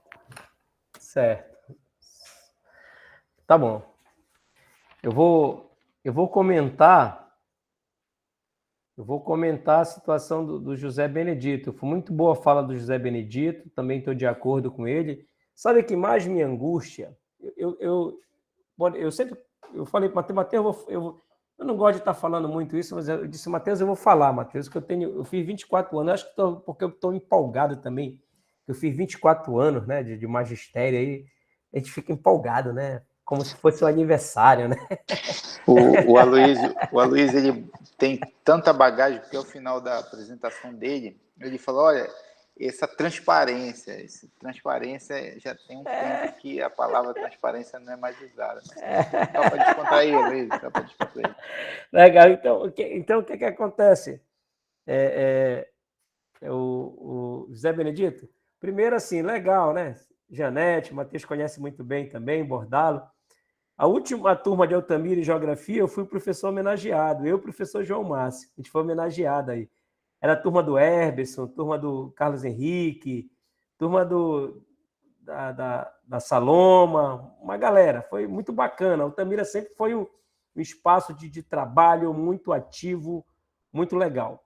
E com pessoas extremamente politizadas. Altamira sempre foi um palco de debate com pessoas extremamente politizadas, por conta de toda essa dinâmica que esse município apresenta. Eu concordo com a tua fala, e o que mais me deixa, assim, quando eu venho para essas rodas de conversa, de diálogos, comunicação, o que mais me deixa assim, inquieto é que as pessoas muitas das vezes estão esperando uma receita pronta. Olha, tu vai trabalhar metodologia do ensino da geografia, tu vai trabalhar a didática da geografia, tu vai trabalhar a prática de ensino, o aluno quer aquilo, ou o professor vai trazer aí uma bola de cristal que vai... Não é isso que a gente... Porque o foco é nesse sentido que o José Benedito coloca. O que a gente precisa é contextualizar esse aluno, né? Dizer para ele por que foi criado Belo Monte, né? Por que as prefeituras recebem os royalties, né? Por que a dinâmica fundiária aí é muito intensa, né? Por que tem tempo que ela hiberna, mas tem tempo que ela aflora com uma quantidade significativa de assassinatos, né? Então, esses temas aí, eles são importantes. Então, isso aí, no meu ponto de vista, é politização desse aluno. A gente tem que trabalhar a politização desse aluno. Isso é muito importante. Eu concordo com a fala de José Benedito. Com relação ao Anderson, professor Anderson, realmente, a BNCC é isso, né? Ela influencia a aula docente, aí ela pode influenciar. Agora, assim, ó, qual o produto final da BNCC? A BNCC ela é um suporte para te organizar o projeto político-pedagógico da escola. Então, o projeto político-pedagógico da escola não pode ser construído por mim, ou pelo professor Matheus, ou pelo professor Leonardo somente. Esse projeto político-pedagógico da escola tem que envolver todos os elementos da comunidade escolar. Vigia, merendeira, o senhor que trabalha na portaria, gente de portaria, a comunidade em geral, todas essas pessoas têm que estar envolvidas nesse processo de construção, porque a escola ela não pode ser um anexo, ela não pode ser um enclave dentro de uma comunidade. E a BNCC ela vem trabalhar justamente, ela vem fortalecer, apesar de ser toda uma discussão neoliberal, pautada em uma proposta neoliberal, a gente não pode perder esse marco. Mas aí ela dá a possibilidade da gente dizer assim, olha, o projeto pedagógico que a gente quer para a nossa escola é esse. O que a gente quer trabalhar na geografia e na história é isso. A gente quer trabalhar isso, a gente quer construir isso. Então, ela dá essa possibilidade para a gente abrir esse debate, para a gente discutir, a partir do projeto político-pedagógico da escola. Ela vai dar. Então, por exemplo, obviamente, a gente vai ter essa resistência, porque é algo novo. Então, eu lembro, por exemplo, que na década de 80, quando a gente sai de uma geografia tradicional para uma geografia crítica, os cursinhos, por exemplo, que é um espaço que muda da água para o vinho de uma hora para o outro, os cursinhos, eles tiveram que... Tinha professor Geografia do Continente, Geografia do Brasil, Geografia do Continente, Geografia Física, tiveram que reestruturar toda essa cadeira da geografia, né? Então, essas mudanças, elas assustam. Então, vai existir essa dualidade, né? Essa dualidade, ela vai ter pessoa que vai dizer, pô, mas eu não quero trabalhar. E tem que entender que essa Base Nacional Comum Curricular, ela vai dar todo esse suporte para a construção de um currículo. Se ela vai dar todo o suporte para a construção do currículo, o currículo vai ter que ser discutido, o currículo está dentro do projeto pedagógico da escola. Então, o projeto pedagógico da escola é que vai dar o norte, que é que a gente vai trabalhar, como é que a gente vai trabalhar, como é que a gente vai conduzir esses componentes curriculares. Agora não é nem mais disciplina, né? Agora é componente curricular. como é que a gente vai trabalhar esses componentes curriculares. E aí a gente tem que dizer, olha, a gente vai trabalhar... de fato, é muita coisa, é muito trabalho. Por isso que perpassa pelo campo também da profissionalização, do desafio do emprego. Teve um artigo da Ampeg, que trabalha sobre essa questão da prática de ensino, teve um artigo do Estado Supervisionado. Eles falaram que um dos problemas mais graves relacionado ao ensino da geografia na Ampeg, acho que foi no Nordeste, Ampeg, uma sessão no Nordeste, eles falavam que era a indisciplina do professor. A indisciplina do professor estava como os elementos centrais nesse processo de organização, sistematização do conhecimento. Aí a gente se debruçou e debateu, né? Indisciplina do professor. O que seria essa indisciplina do professor? Justamente pautada nessa dualidade, né? De você não aderir a novas propostas metodológicas, de você não pensar diferente forma de construção do conhecimento de acordo com o que tu tem. Então, a BNCC, ela vamos dizer assim, que ela faz esse diálogo com a gente para a gente trazer essa parte diversificada para dentro do currículo. Ela diz para a gente que a gente tem que trabalhar com essa parte diversificada, porque essa parte diversificada é essa diagnose. É essa diagnose que a gente vai trazer inserindo nossos alunos, inserindo a nossa comunidade. Uma escola que envolve todos esses segmentos, ela é muito forte. Ela é muito resistente, ela é muito forte. Agora, a escola que é fechada, que é um enclave, que não consegue agregar esses setores, ela é uma escola frágil. Ela pode ser forte na estrutura física, mas ela é frágil do ponto de vista da formação política cidadã. Então, essa dualidade, eu penso que ela vai existir sempre. Ela vai existir sempre. Entre o processo de discussão, eu penso que a BNCC tem que ser estudada a partir dos fóruns municipais de educação. As secretarias municipais de educação têm que fazer as conferências, têm que discutir, têm que trazer o professor para discutir, tem que trazer todos que pensam em educação para discutir, para depois chegar até a escola, esse debate, essa discussão todinha, para a gente estruturar esse projeto político-pedagógico participativo, democrático participativo. E aí assim a gente vai dizer, como a escolha do livro didático, como era a escolha do livro didático antes, né? A USAID, que era uma agência norte-americana, ela mandava um dinheiro e os Estados Unidos mesmo organizava toda aquela forma de conduzir a compra do livro didático. Não? Então, Caminho Suave, por exemplo, uma cartilha que a gente utilizava na década de 70, 80, Caminho Suave. Era uma coisa que não tinha nada a ver com a gente. Tinha a ver com quem morava em São Paulo, quem morava em Porto Alegre, quem morava em BH, mas com a gente não tinha nada a ver. Mas o recurso que vinha com essa proposição, que tinha que ser trabalhado desse jeito, e não respeitar. Então, os estudos amazônicos, nesse cenário, ele estava à baila, agora ele vem para dentro do debate. Ele veio para dentro do debate a partir dos parâmetros curriculares nacionais. Foi os parâmetros que trouxe o meio ambiente, que não tem muito transversal, que trouxe o meio ambiente para a gente discutir. E aí, os estudos amazônicos, ele pode entrar no currículo com parte diversificada, mas essa parte diversificada não vai inferiorizar ele, não. A parte diversificada é uma parte, na verdade, que tu não vai encontrar em todo o Brasil. Em todo o Brasil, tu só vai encontrar em áreas específicas, né? Mas ela é importante para o processo de construção do conhecimento em nosso estado, em nosso município, nossa região, nosso município. Então, para mim, essa dualidade ela vai existir, é natural esse processo de construção. Esse debate ele ainda está novo, ele ainda está, principalmente essa questão do ensino médio, foi aprovado, mas nós não debatemos, e agora a gente só vai herdar os problemas de não ter feito o debate. De não ter feito o debate. E assim tem que ser a BNCC. É uma imposição do capital? São as agências internacionais que financiam esse debate? São, mas a gente precisa... não teve jeito para implementar o complexo hidrelétrico de Belo Monte. Não teve jeito.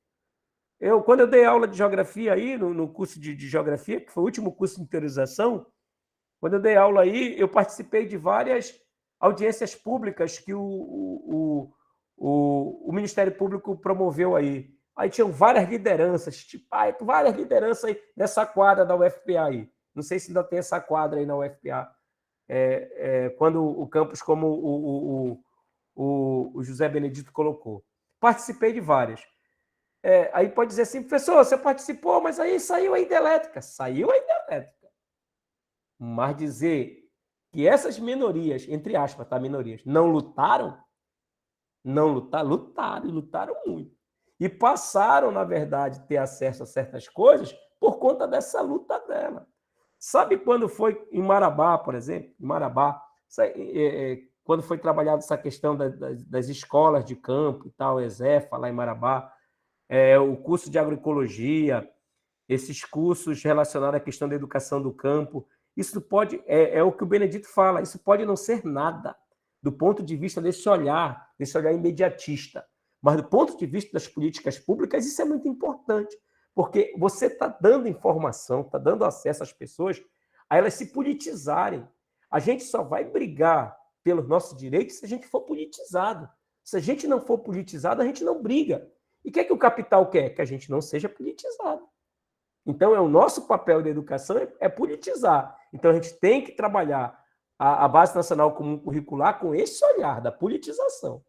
Ela pode ser uma proposta do capital, ela pode ser uma proposta do neoliberal, mas a gente precisa trazer para dialogar, para discutir, a partir dela criar um projeto político-pedagógico que atenda a nossas necessidades, a partir da nossa politização. Isso é muito importante. Muito obrigado não só pela fala, mas por responder aos questionamentos meus e dos outros professores aí. A gente vai se encaminhando para o final, então. Ficar o agradecimento a todos vocês, sejam bem-vindos ao curso, né, aqui no nome dos coordenadores. A gente se vê amanhã pela manhã, né? Qualquer dificuldade que vocês tenham, mandem mensagem ali no grupo, que a gente tenta localizar vocês no grupo ali, dentro do campus, para trazer na sala quem não conhece. Então, vou passar a fala ao professor Matheus e depois, para se despedir, ao professor Luiz, agradecendo toda a fala. Não, é só para agradecer, parabenizar o Aloysio, evidentemente, que fez uma brilhante explicação e uma reflexão muito crítica da geografia, né, da didática da geografia, estudos amazônicos, etc. Dizer novamente sejam bem-vindos e que amanhã a gente mais um capítulo na nossa militância enquanto professores, enquanto educadores. Nunca nós deixamos de militar, a gente apenas modifica as maneiras da militância.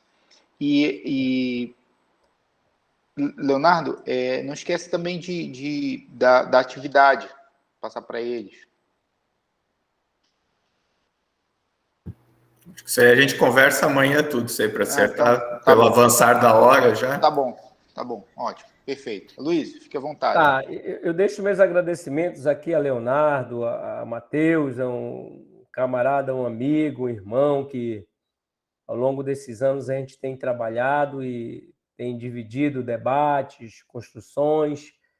É uma pessoa muito legal. Vocês ganharam em Altamira um excelente docente.